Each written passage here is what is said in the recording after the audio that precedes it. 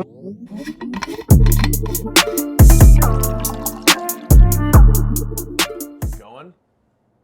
Is it going? Idiot.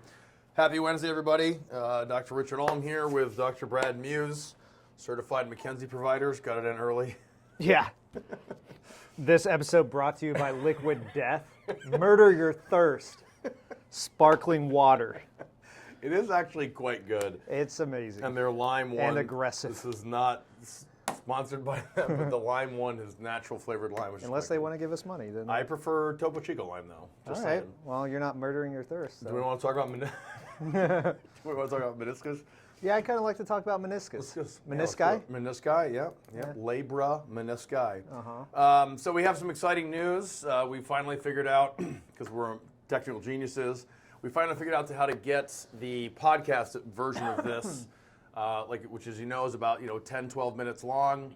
That's going to be up on Apple Podcasts now, Spotify, and all the other ones. So we're going to be releasing these via podcast for your pleasure, driving in whenever you get a second.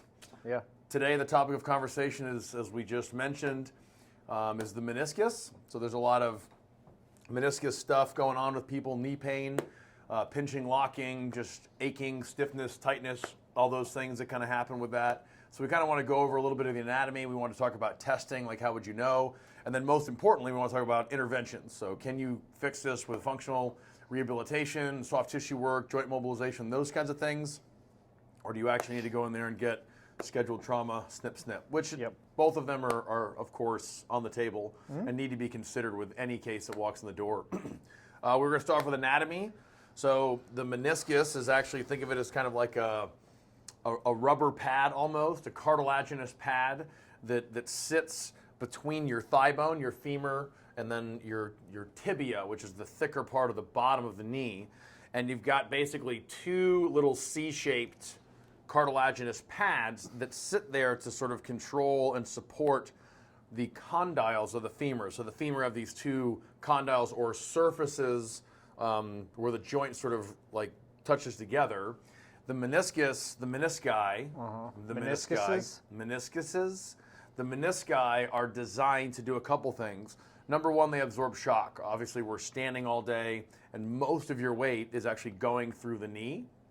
So the menisci are there to actually absorb the shock. They're also going to sort of help guide the movements of the knee. So when you're bending the knee or twisting the knee, the menisci kind of help guide the movement. And then lastly, they're going to sort of increase the overall stability of the joint by giving some sort of soft but supportive guidance to the actual position. So the knee no longer will wobble back and forth when you're sort of bending and twisting it. It sort of smoothly bends, flexes, and extends. Well, let's get into the testing. So we always talk the functional stuff, right? Well, we have to look at structure sometimes too. So that's where it's really good. Just for the podcast listeners, that's probably confusing. If you're listening on the podcast, we have to think about this now. I was sampling his Liquid Death. There you go. Anyways, so testing. Oftentimes we have to rule in or rule out structural causes of dysfunction or pain. So with the knee itself, there's a barrage of different orthopedic tests. Orthopedic tests are just exams that we use to stress certain structures. So in the knee, we've got the four primary ligaments, the ACL, PCL, MCL, and LCL. So anytime someone's coming in with any sort of knee complaint where I think there might be a structural thing at play, I need to check those to make sure everything's in good standing there. But then also the meniscus. And kind of like he mentioned, the meniscus is very much a weight-bearing structure. The femur, when we're in a gravity-dependent position, compresses down into the meniscus. So with some of our testing, we want to mimic that with rotation and compression. So there's a test called Thessaly's, which is one where all I'm going to do is have the patient stand, a little bit of a bent knee. I might support their hands while they do it, and I just want them to rotate on that knee, and all I'm looking for is any sort of pain or discomfort with that. Now, obviously, a number of things could be lending itself to that pain or discomfort, but it's a good test that we can use to rule in the meniscus as a potential cause of pain. Another one is one called McMurray's, where I would place the patient on their back on the table. Similar thing, I am taking that tibia, the shin bone, shoving it into that meniscus and rotating it to see if I can reprovoke some of their symptoms. So that's pretty much orthopedic testing as a whole. Thessalys and edges? Only Thessalys. Oh, edges is basically going all the way down on like a squat like this and sort of walking So like here. a duck walk. Duck Okay. walking. So those are mostly accurate, kind of ish. Orthopedic tests are sort of frustratingly inaccurate, so which is why Yes. you use a barrage of tests, as he said earlier. So you use multiple tests, and the more of them that are positive and the more strongly that they're positive, the more likely that a meniscus is involved. They could all be negative, and the meniscus could be totally Still- torn or whatever. They could all be positive, and the meniscus could be fine. So we use those as audits to see, can we change these as we go through and we do treatment? Because you can have lots of other things that can cause meniscus issues. You can have derangement, lumbar You derangement. have a derangement of the knee. You can have a derangement of the knee. So, you can have low back issues that are producing, muscle imbalance around the knee that creates sort of maybe some popping and clicking that's sort of pseudo meniscus-like.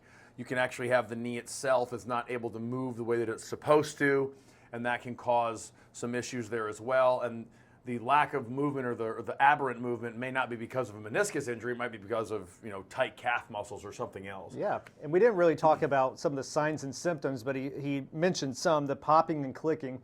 Sometime if there's a true meniscus tear, we may feel like a sense of clicking or even hear a click or even popping and locking of the joint.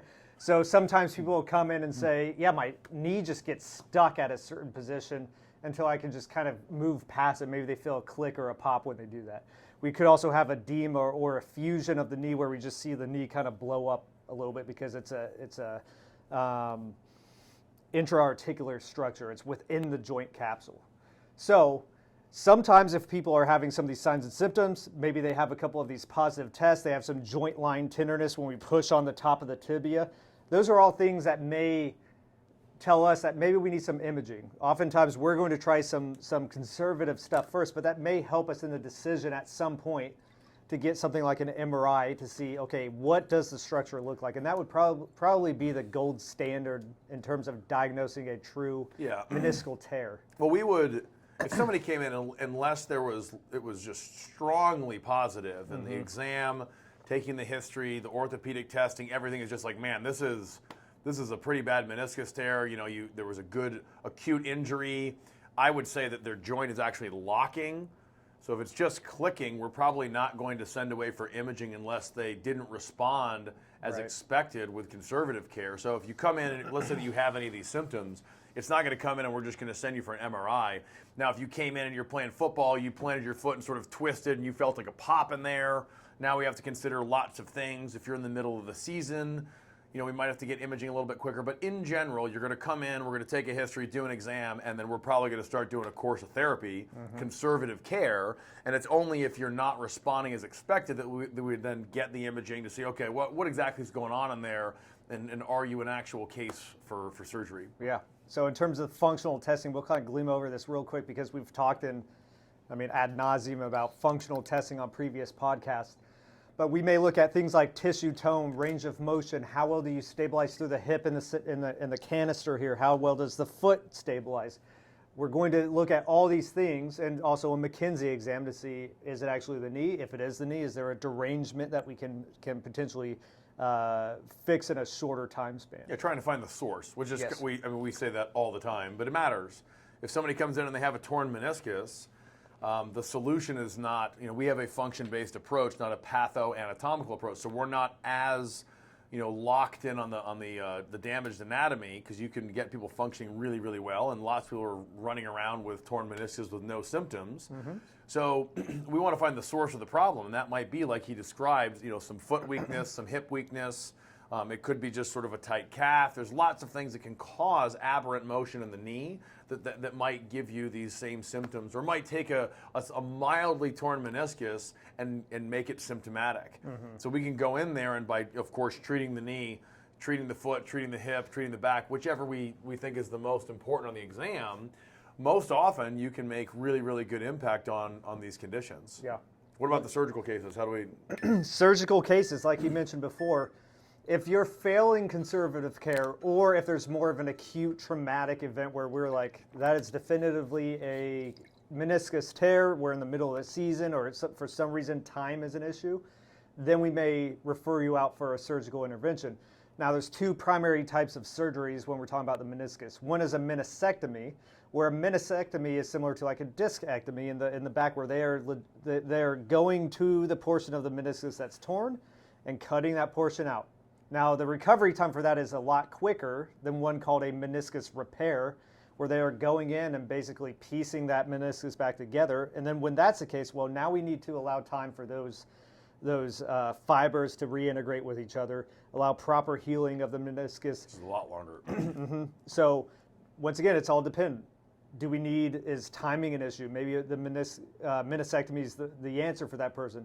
They were looking for prolonged joint health, which I'm not sure what the research says on like arthritic changes in the long-term one compared to the other.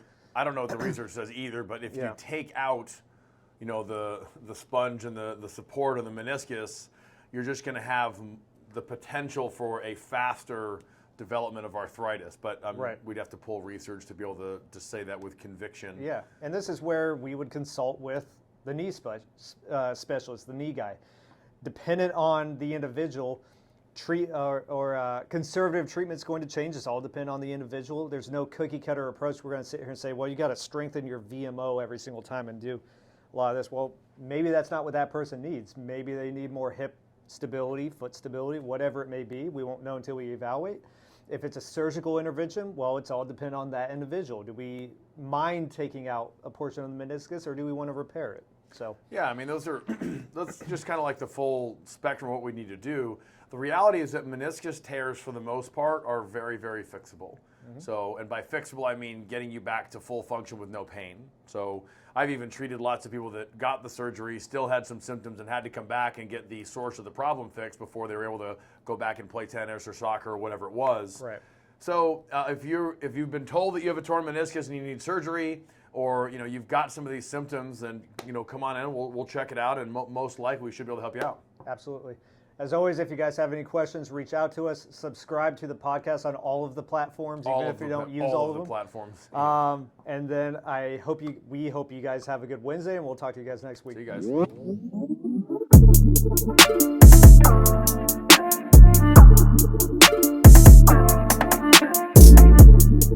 guys.